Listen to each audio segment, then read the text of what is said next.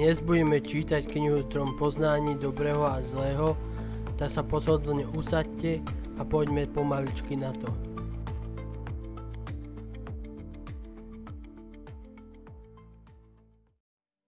Tak a toto je posledná 10. kapitola z knihy Strom poznaní dobrého a zlého, ktorá má názov Víťazství nad skúškami vyžaduje duchovní posilování.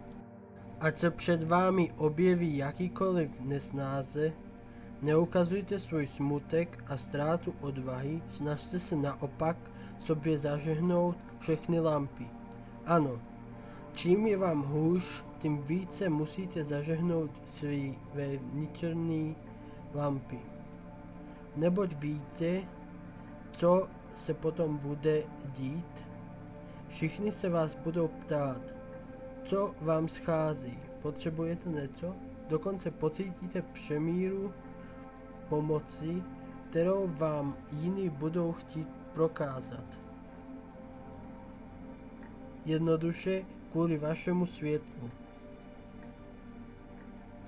Vy však věříte, že se vaše neštěstí může dotknout srdcí jiných lidí. Vše jim tedy vyprávíte a přeháníte, přidáte k tomu pár potíží a ran z domnění, že všichni budou dojatí, že je vaše bolest zasáhne a že se rozhodnou vám pomoci. Oni však v tomto okamžiku začnou uvažovat pouze o tom, jak se vás co nejrychleji zbavit. Ano, bohužel to takto chodí. Za těchto okolností vám lidé zřídka přijdou na pomoc, protože je nepřitahuje neštěstí, ale len krása, světlo, láska. Tedy čím je vám hůř, tím musíte být veselí a zážijící. Kdybyste byli o trochu větší psychologové, uvědomili byste si, že když ostatním vykládáte o svých neštěstích, zármutcích a nemocech, abyste si postěžovali, nedosáhnete očekávaného výsledku. Nesmíte si představovat, že lidé jsou soucitní, velkorysí, vždy připraveni poslouchat vaše žalospěvy nešťastných a pomáhat jim. Vůbec ne. Vyhledávají jen to, co je příjemné, jemné, delikátní, zábavné, sympatické a pokud takový nejste, opustí vás. Formálně vás přijdou projevit svou podporu, přání a útěchu, však ve svém nitru mají snahu co nejdříve opustit své místo. Ano, neštěstí či naštěstí, taková je lidská přirozenost. Chcete-li odpudzovat celý svět, hovořte každý den o svých neštěstích, nemocech, zármutcích, uvidíte, zdali vám lidé budou dlouho naslouchat. Setkal jsem se s lidmi, kteří měli neuvěřitelné potěšení ze vyprávění těch nejnegativnějších, nejnechutnějších detailů svého života a potom se divili, že se jim všichni vyhýbají a opouštějí je. Jaké hloupé chování! Je lepší všechny tyto detaily schovat.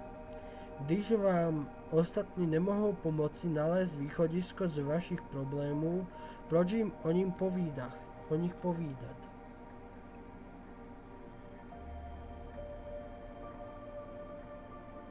Stejně nic nezmohou, nejenže zbytečným vyprávěním o svých problémech ztrácíte čas, nýbrž i klesáte v očích druhých, přestanou si vás vážit.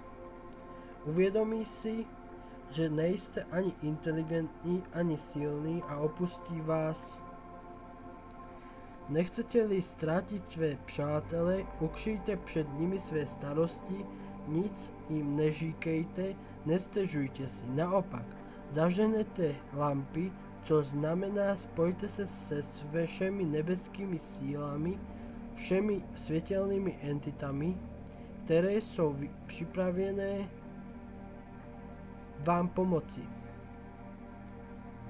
V tuto chvíli se stanete silnějšími, mocnějšími, světelnějšími a síla a světlo, které z vás budou vyzažovat, k vám tyto bytosti přilákají, neboť ucítí, že jste jiný než ostatní.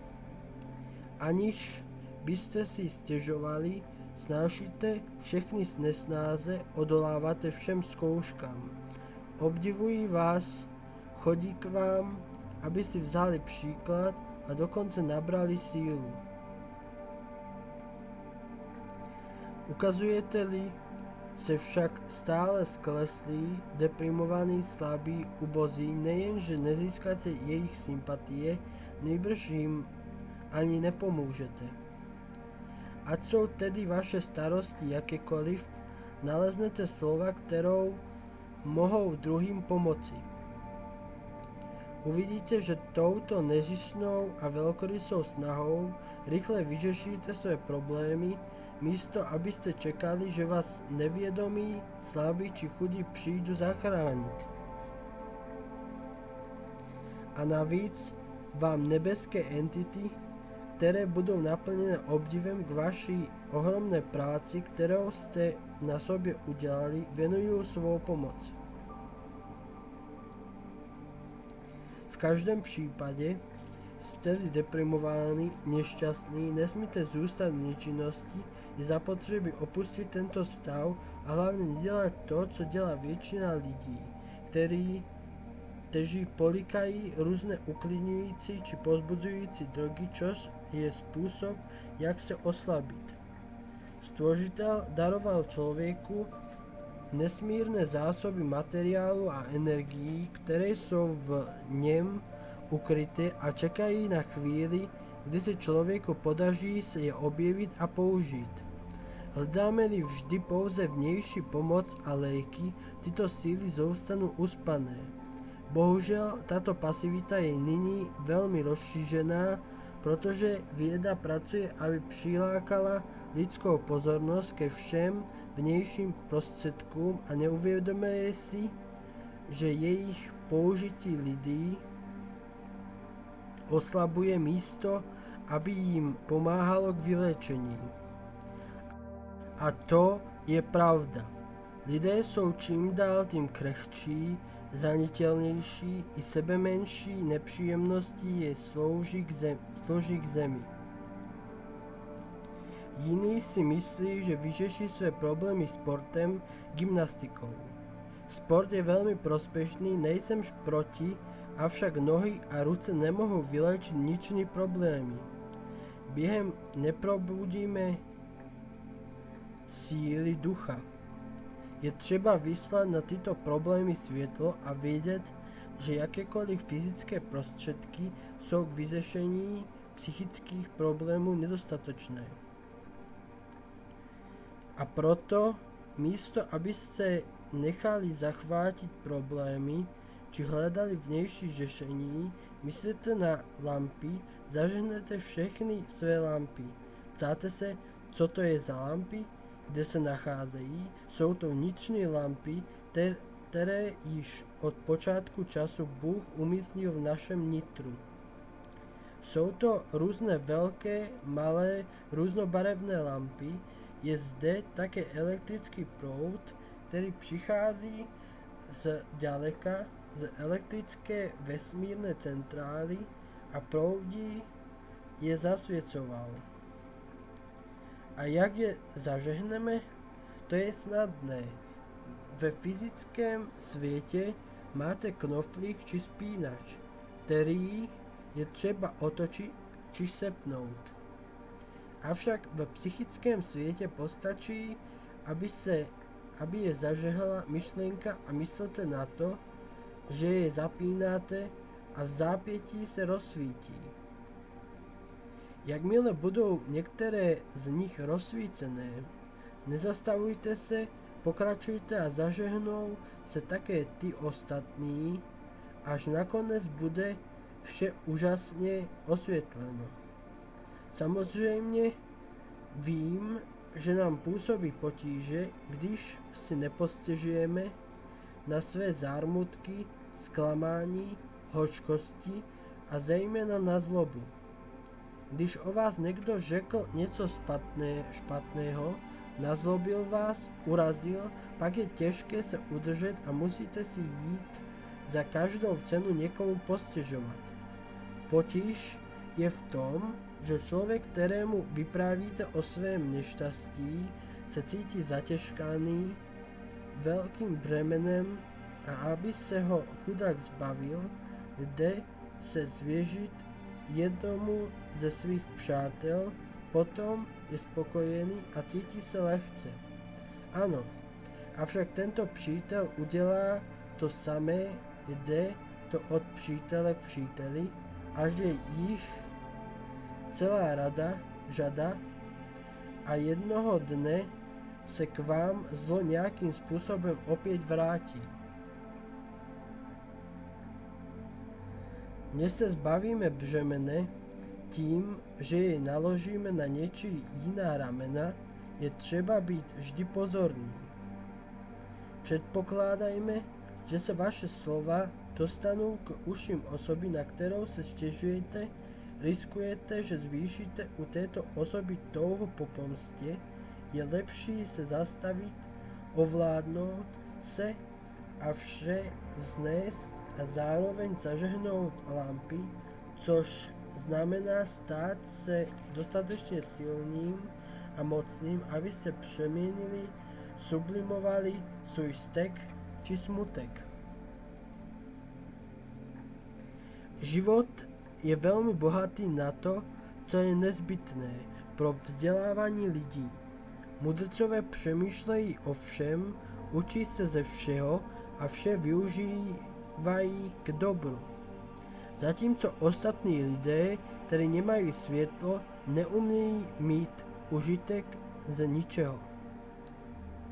Pokud se jim přihodí dobře věci, nejenže je nevidí a nevyužijí jich, nýbrž se k ním postaví tak, že se pro ně stanou zlem. Jestli vědomí pozorní, všechny těžké chvíle mohou přispět k vašemu vývoji, neboť jim umíte využít. Řeknete si, podívejme se, další skvělá příležitost, abych se stal silnějším, moudřejším, duchovnějším, a čím více budete mít těchto příležitostí, tím více se budete posilovat. Nemáte-li tyto příležitosti, nevyvíjete se.